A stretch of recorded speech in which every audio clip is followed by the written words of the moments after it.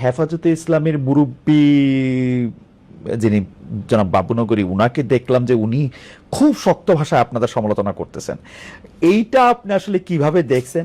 উনি বলছেন জামাত ইসলামের ভোট দেওয়া হারাম। আপনি শুনে আশ্চর্য হবেন, যখন জামাত ইসলাম গত উপদেষ্টা পরিষদ গঠন হয়, জি। আমরা ছাত্ররা আমাদেরকে জিজ্ঞেস করছে যে আপনারা কোন তালিকা দিবেন?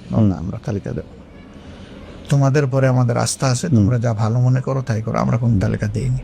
আপনাদের তালিকার কেউ উপদেষ্টা ছিল না? না, আমরা কোনো তালিকা দিই নাই। Okay, আমাদের তালিকায় উপদেষ্টা হবে কেন?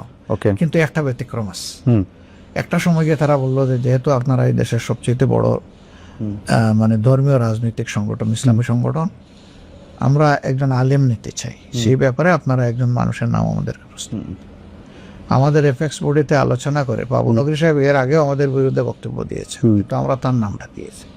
ওয়া, আমরা তার নাম দেওয়ার পরে এটা কি আপনার একটা স্ট্র্যাটেজি যে আপনি শত্রুকে কাছে রাখতে চাইছেন না, এরকম ঠিক কিছু? না।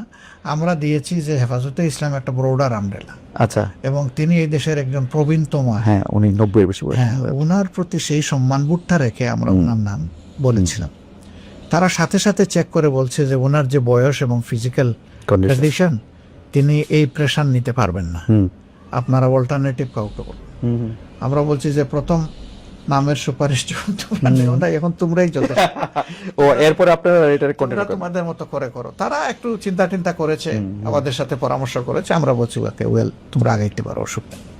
কিন্তু আমরা যদি আসলে এই সমস্ত বিতর্কে জড়ায় যাই আর সেই সমস্ত আলিমুল আমাদের কথার জবাব দিতে যাই, এটা আমাদের নিজেদেরই খারাপ লাগে। আমরা এই পলিসি আমাদের নাই। ওকে।